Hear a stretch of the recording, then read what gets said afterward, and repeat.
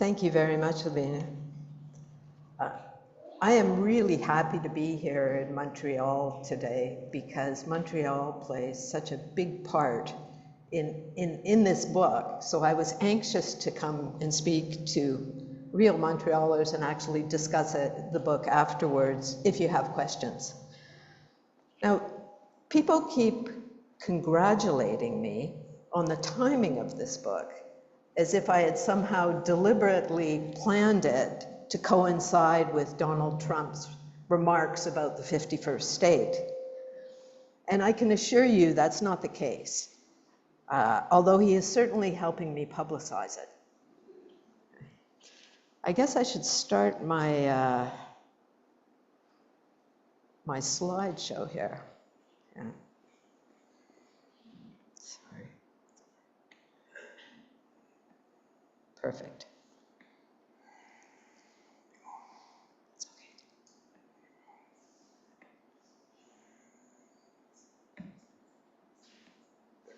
Okay.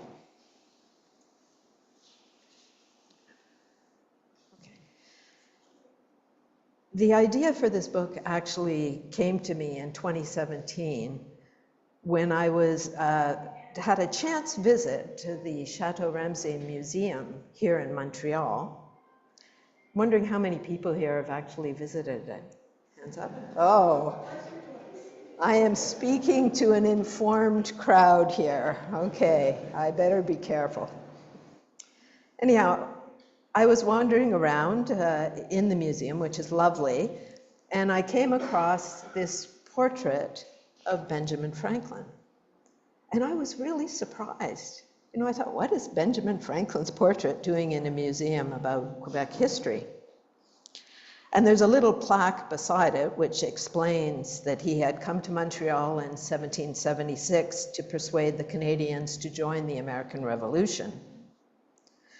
Now, I'd been writing for The Economist for about 10 years at that point, and I considered myself moderately well informed, but I had no idea that Franklin had ever been in Montreal, nor that he was soliciting support for the revolution. And after that visit, it sort of left me with three questions. What was he doing in Montreal? The obvious one. Why don't I know about it? And the third one, is this just ancient history, or are there lessons from it that apply today? And that's basically the basis of my book. Now, the more research that I did on Franklin and Montreal, I realized that that was not far from the only time that he imagined that Canada should actually be American. I counted something like 14 times over 3 decades that he raised the idea either in his public writings or he did something more active about it, like traveling to Montreal. And he was not the only American at the time who coveted Canada. Over the period, sometimes there were large numbers of them, sometimes not. And the reason I focused on him was for 2 reasons. That first, he was the best known of the Americans at the time. And he was famous on both sides of the Atlantic, mostly because of his experiments in electricity. They knew about him in France, they knew about him in England. When he went to France later after Montreal, I don't know how much you know about this, but there were lots of images of him cast. He was almost like a household name. They considered him a bit of a god. This is a French engraving from the late 1770s, and the little writing at the bottom says, "He snatched lightning from the sky and the scepter from tyrants." You know, so he was the most famous, of his countrymen. And also the other reason to focus on him was over his lifetime, he held positions that allowed him to advance his ideas in a way that his counterparts couldn't. You know, he was a printer and a publisher in Pennsylvania. So, he could get his ideas into print very easily. He was a diplomat in London. He was a delegate to the Continental Congress, and he was a diplomat again in Paris. So, unlike some of his counterparts in the American colonies, he actually was in positions where he could push the idea. And I guess the third and related reason was he was an early practitioner of public relations. He was a master at using his skills, at writing, at networking to spread his message. So for all those reasons, it was worth focusing on him rather than someone else when it came to the aspiration to make Canada American. Now, I'm not going to take you through every twist and turn of Franklin's attempts to annex Canada. My husband assures me not everyone finds this as riveting as I do. But I'll just take a couple of high points of what I call his quest for Canada. First, 2 bits of background, though, because I'm sure some of you are listening to me and thinking, why is she saying Canadians and Americans?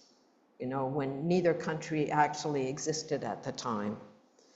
And the first thing to say is Canada has existed on a map as a place.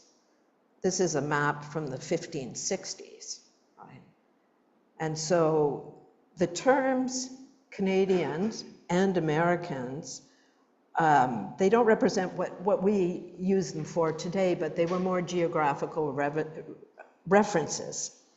So, and certainly at the time of the 1770s, which is when Franklin was in Montreal, that's what the residents of both of these territories called themselves.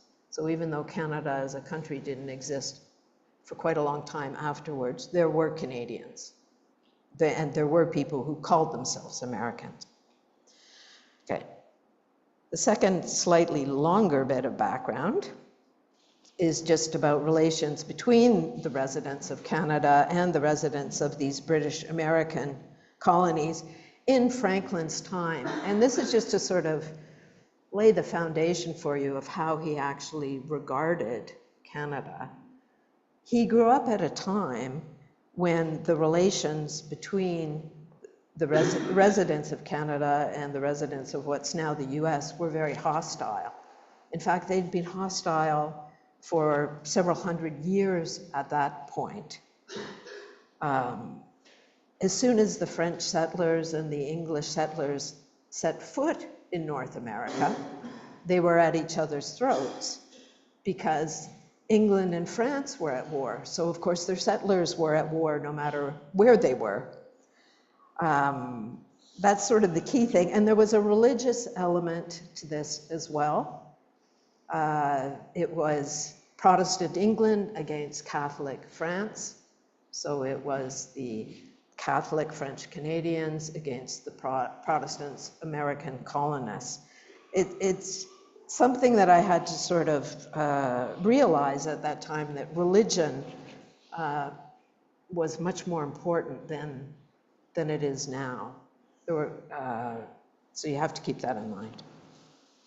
Anyhow, on top of this hostility between, that was inspired by imperial politics, but also carried on by the settlers, the French and English kings also made the situation a lot worse, because they would be granting territory in North America to their subjects without any reference to each other. They were basically giving away indigenous territory. It might be the same piece of territory that was both given to a French subject, given to an English subject. And it shows up in the maps of the day. And I'll show you a couple just from 1755. So this is a British colonial map from that year. And you can see where the colonies thought that their western border actually extended basically to the Pacific Ocean. And I find it interesting too, it's hard to see from something like this, but Virginia actually goes right up into what's southern Ontario now. That's what they considered belonged to the British American colonies. This is a French map from the same year. It's a little harder to make it out, so I've sort of helpfully. That says Canada below the Great Lakes. So France considered that Canada, or New France as it was called, actually extended well down there below the Great Lakes. And this is where France considered that the western border of the British colonies were. This is probably a better map showing what the French appreciation was of where Canada was. All of this is to say that that big area below the Great Lakes, whenever the French or English ran into each other, wherever the Canadians and Americans ran into each other, there was conflict and hostility, as well as when they rubbed up against each other, which was mostly in Upper New York State and that. Okay. That was a situation when Franklin was born, 1706. There were a lot of raids and counter-raids, French Canadians coming down, the English colonists going up. And the whole point of this is to say that in Franklin's childhood, the idea of Canada was that threatening place in the north that has threatened the security of the colonies. And so it was quite a popular idea among the colonists then that if they wanted to have security, they basically had to get rid of the French Canadians to push them out of North America. So that was a very long-standing idea. That's another map. Okay. But as he grew older, he actually developed a more complicated or detailed rationale for why he thought Canada should be joined with the American colonies. And the first written evidence I found of this was something that he wrote in 1751 that was basically about population growth. It was called Observations Concerning the Increase of Mankind. But in it, he talked about that it was the destiny of the British American colonists to populate the entire continent. Okay, so this was 1751. That's about 100 years before that whole idea of manifest destiny was talked about. But he'd already sort of put the marker out saying that this was their destiny. And after that, again and again, this idea popped up in his writings and in his papers. The next one that I want to highlight is in 1760. Okay, so that's the end of the 7 Years' War. The British actually had succeeded in pushing the French, not the French Canadians, the French out of eastern North America. And it actually looked like Franklin's dream was about to come true. It was going to be a British colony.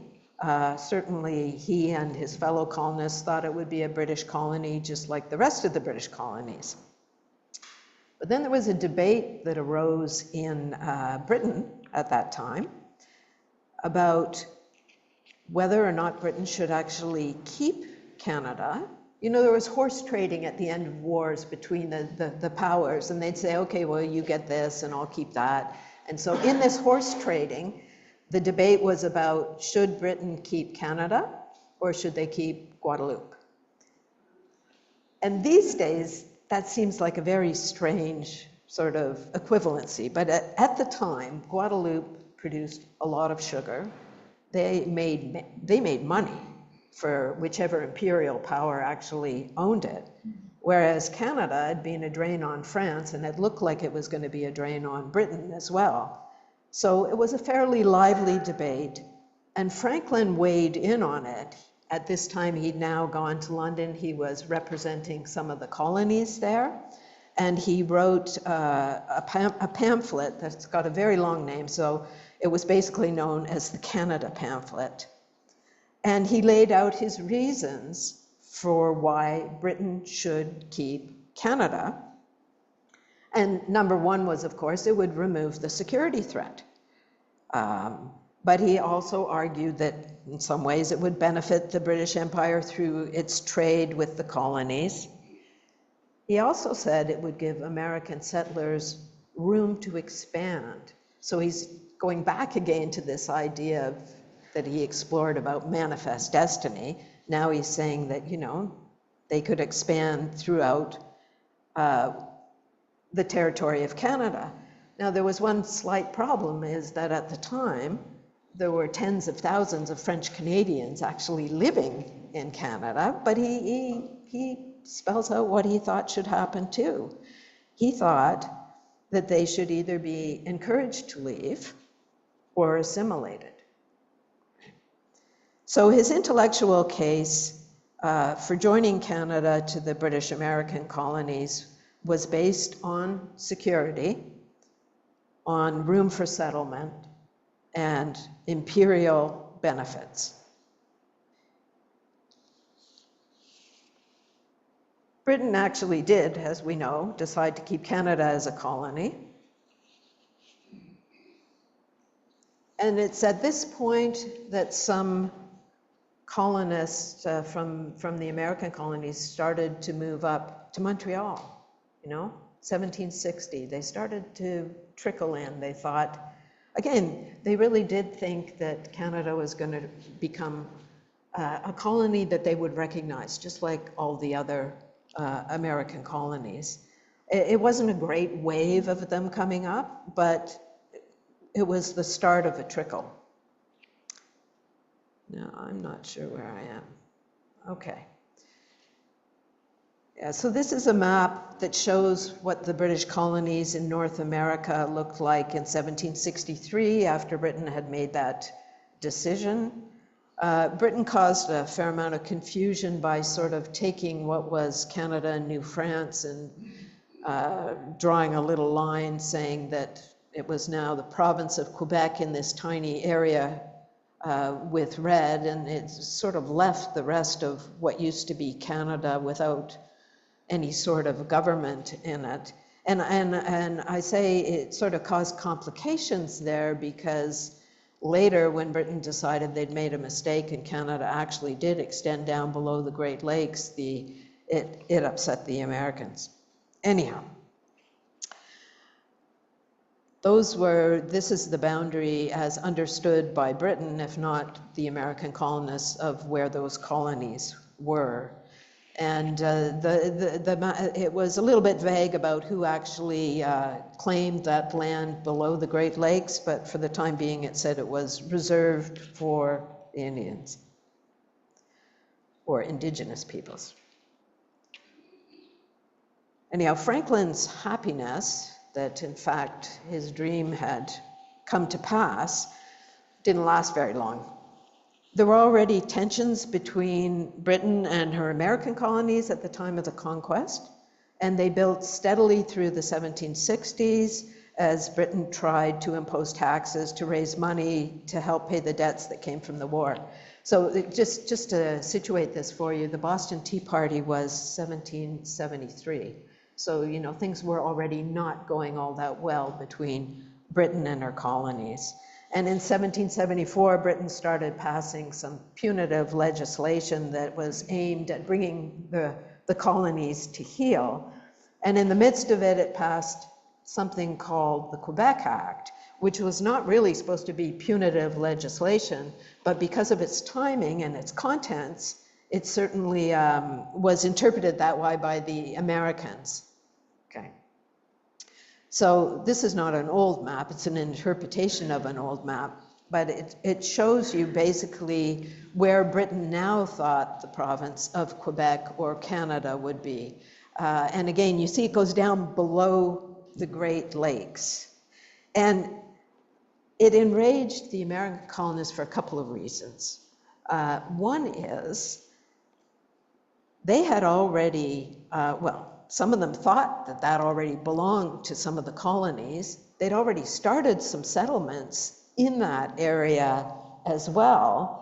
And when Britain said, no, this is actually going to be part of the province of Quebec or Canada, and not only that, that the French, the Catholic religion was going to be tolerated in this area, and that French civil law would be used in this area.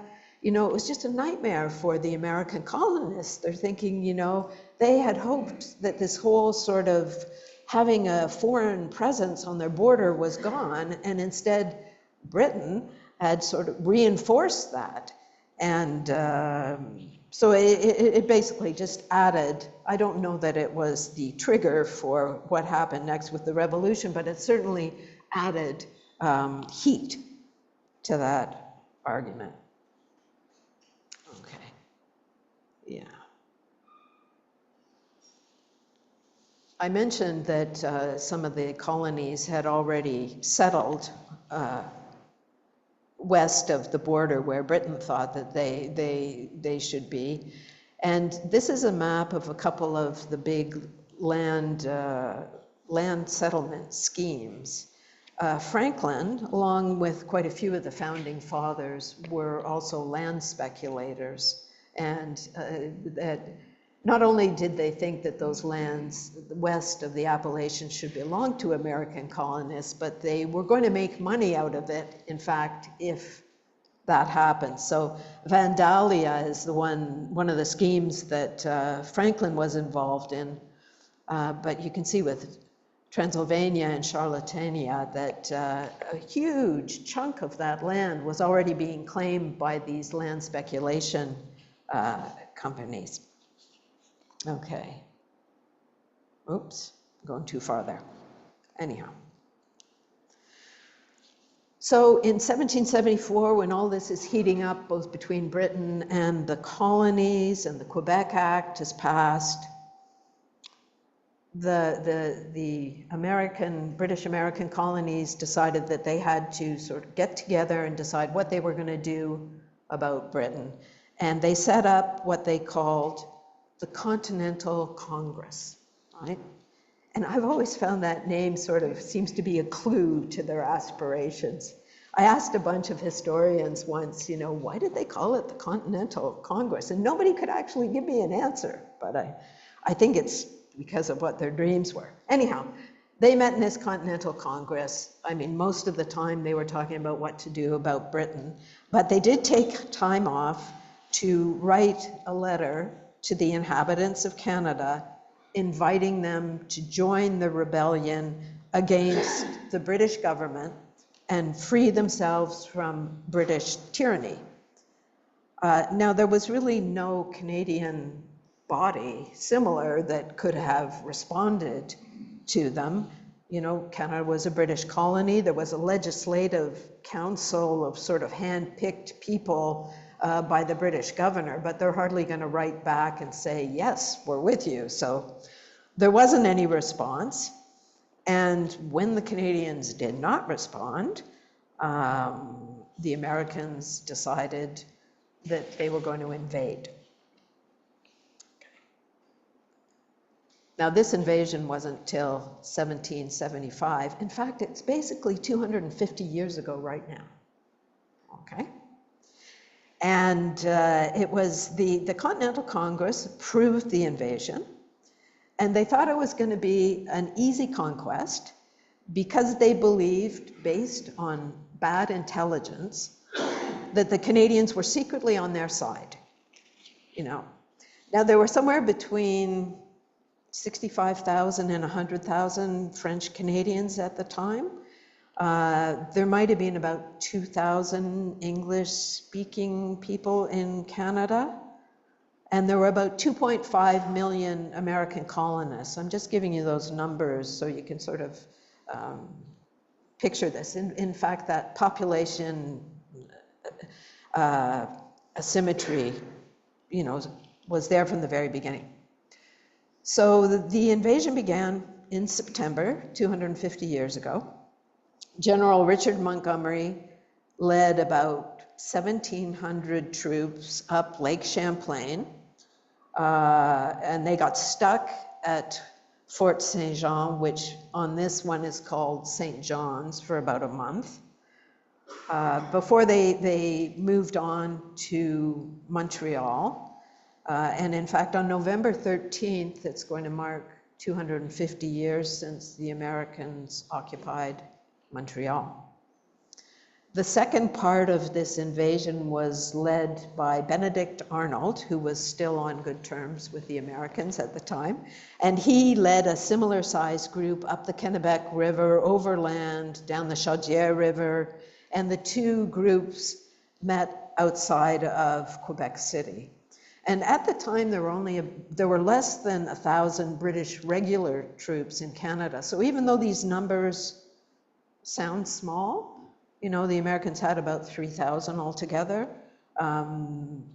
against about 1,000 British regular troops. But of course, there were French Canadians as well who fought on both sides.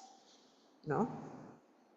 The assumption that the French Canadians were going to support the Americans didn't turn out to be true.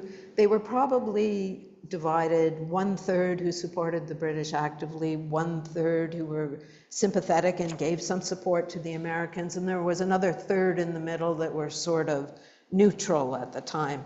And in fact, that pretty much matches what John Adams said were the proportions in the colonies too. There was maybe 1/3 of the Americans who wanted independence, 1/3 who were very strongly for the British, and 1/3 who were sort of in the middle. Anyhow, the two arms of this movement came and met outside Quebec City in December. There was an attack on December 31st that failed miserably because, a lot of the American soldiers were sick, and the attack was rushed. It took place in the middle of a snowstorm. The general who was leading Richard Montgomery was killed, and Benedict Arnold was wounded. Yes. And this is the very romanticized painting of the death of Richard Montgomery. I'm pretty sure he didn't look anything like this when he was killed, because apparently they were walking single file below the cliff in Quebec City and came across an outpost manned by mostly French Canadians, I think, who blasted them with grape shot. So yeah, no blood, no snow in this particular scene. Anyhow, so the Americans actually hung on after this disastrous attack, but that sort of broke the back of the invasion. The American army was low on food, they were low on equipment, they were riven with smallpox. In fact, there was a conspiracy theory that went around that the governor of Canada, Guy Carleton at the time, had sent an infected prostitute out among the American troops on purpose. Now, like I said, it was a theory. Nobody actually ever proved it. But what really was harming the Americans was that they'd run out of money. And the bulk of the French Canadians, who were initially sort of neutral to welcoming, became quite hostile when the Americans tried to pay for food and money with this newfangled printed continental currency or IOU notes, or just seized it. So they basically turned a lot of the population against them. So this is where we come to Franklin coming to Montreal. He had long been a kind of Mr. Fix-It on the political front. He was frequently sent for when there was some sort of problem or commission struck up to solve a problem, like finding cannon for the colony of Pennsylvania during the 7 Years' War. And, setting up a militia in Pennsylvania. He was also head of that. I mean, he was a great man for ideas and solutions when there was a problem. So it sort of made sense for the Continental Congress to send him and 2 other delegates to Canada with orders to salvage the invasion. Okay, this is a map. It's actually from 1758.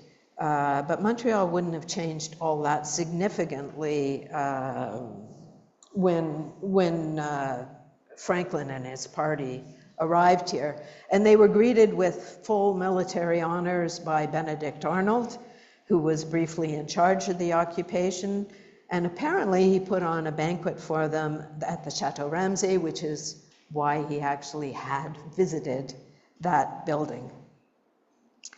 But it quickly became clear to Franklin and his fellow commissioners that the situation was beyond saving.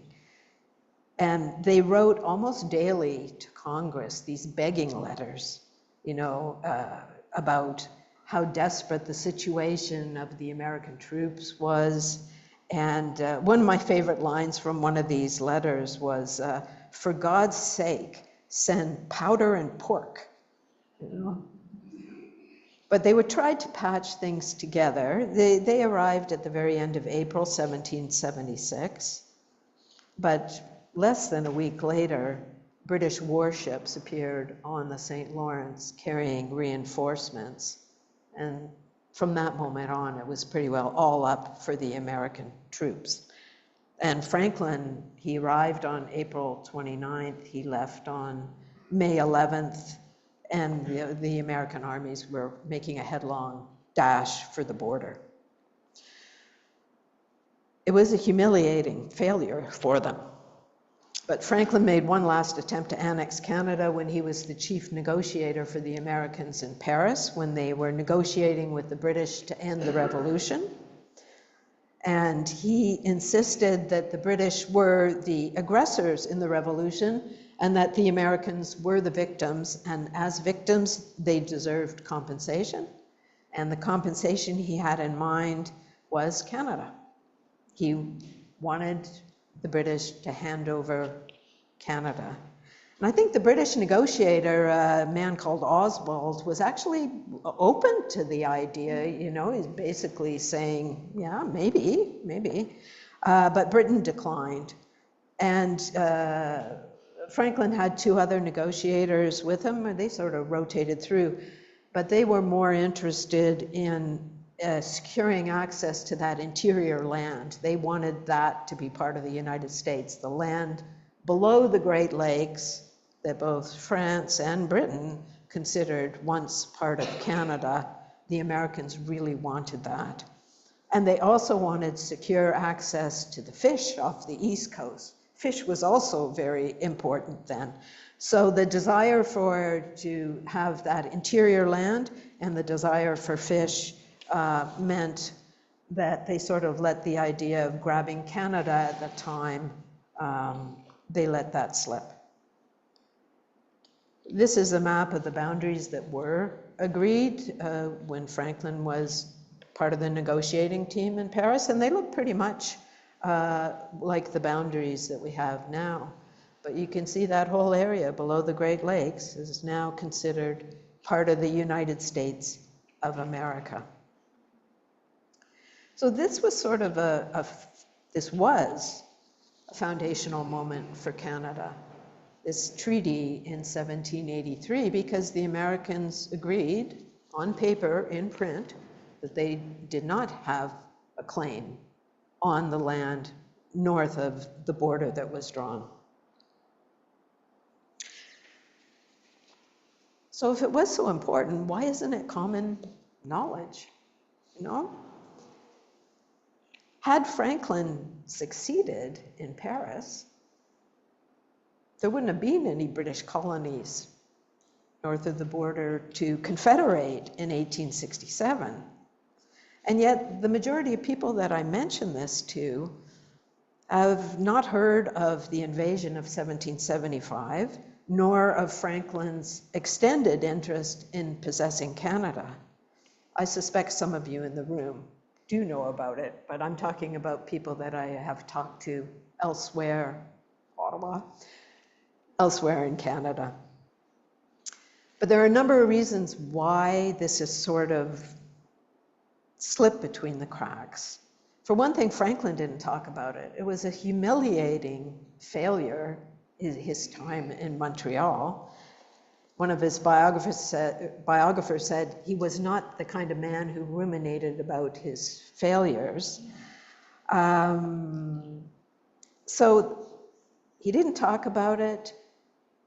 What I found really interesting is for people that would write, dash off 4 or 5 letters a day at the time, there weren't any personal letters from Montreal written by Franklin, or there was only one, I think, from one of his co-commissioners, and none of them, there's this gap where when they arrive, between when they arrive and when they left, it's just a gap.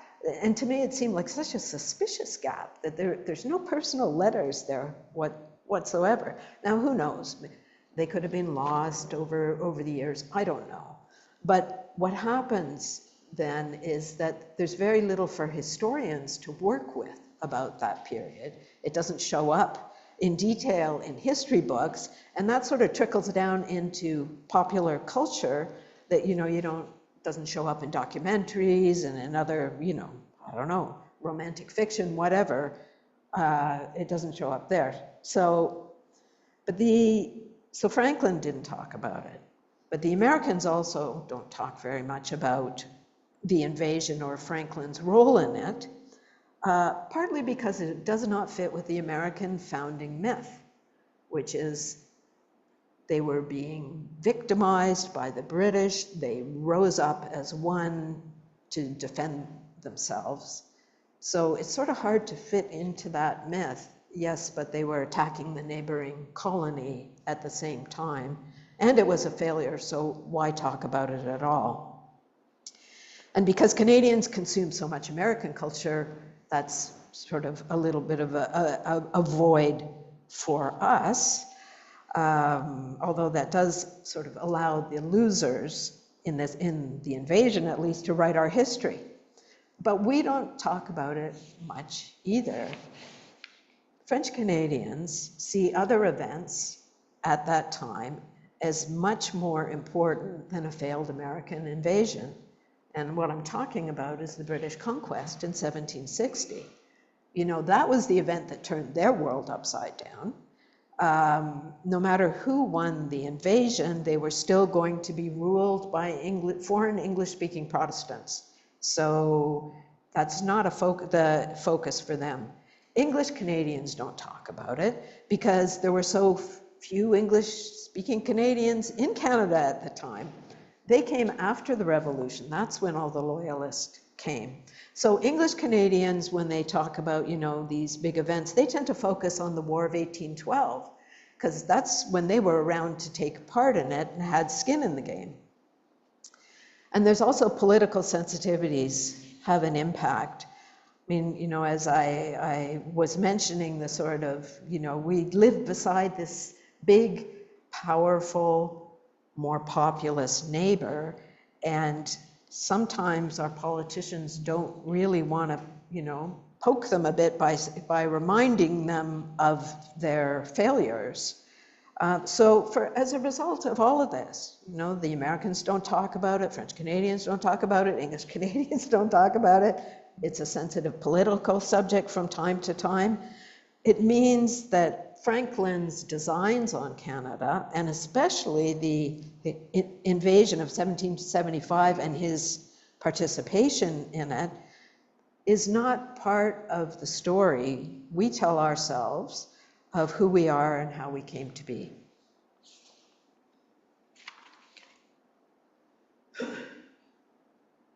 And just as sort of an example of how this falls between the cracks, in 1976, the Canadian government, this was the US celebrating the 200th anniversary of the Declaration of Independence.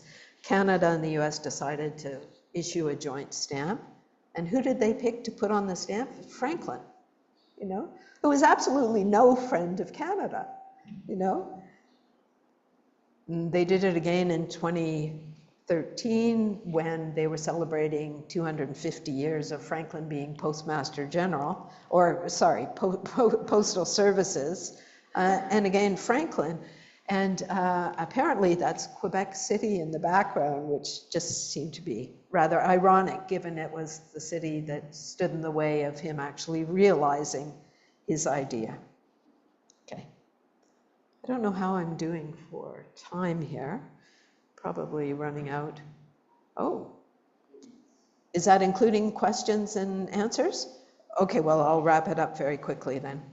I'll just make one point about, there are a lot of lessons from this history for us to use, but to use, but I'll just make one point, which is all of us in this room have grown up in a period when relations between Canada and the US were peaceful and even friendly. And we think of that as the norm, and Donald Trump's aggressive rhetoric as an aberration. But if you step back and take a look at sort of the longer sweep of history, you'll see that relations between Canada and the residents of what's now the United States were hostile for several centuries, then wary, and really both countries had invasion plans on the books for each other until before the Second World War. And I have heard that the Canadian government is again looking at scenarios. I'm not sure how serious it is, might just be an exercise in imagination. But the great friendship that John F. Kennedy talked about is a relatively recent phenomenon. This map I'm showing you is just showing the fact that the Americans have also had a long history of expansionism. You know, you remember the map several maps back where, in fact, the 13 colonies was just quite a thin strip along the Atlantic coast. And over the years, they, by either purchase or by conquering it, they took over the entire continent right to the Pacific. Anyhow, if we hadn't pushed these previous attacks and the record of expansionism to the back of our collective memory, we might see that Trump's threats are not something completely new, but rather an echo or perhaps even a continuation of earlier attitudes.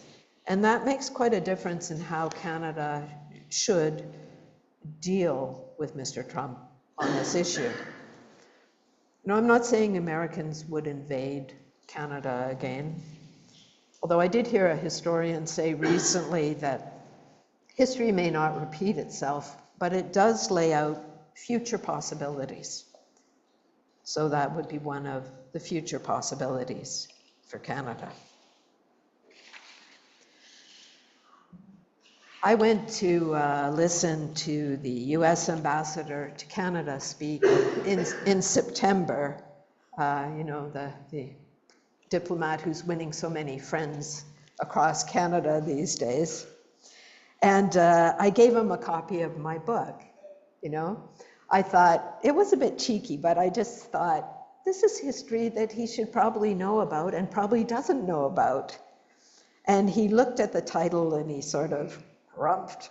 Anyhow, this was before he spoke, and he took my book up on stage with him, and that's when I started to get a little bit nervous. You know, I was thinking, okay, what's he going to do with this? Anyhow, it wasn't all bad. He waited till the end of his talk, and then he held up the book and he said, "You guys were doing elbows up 250 years ago. Some things never change." And all I can say to that is, I hope not. Thank you.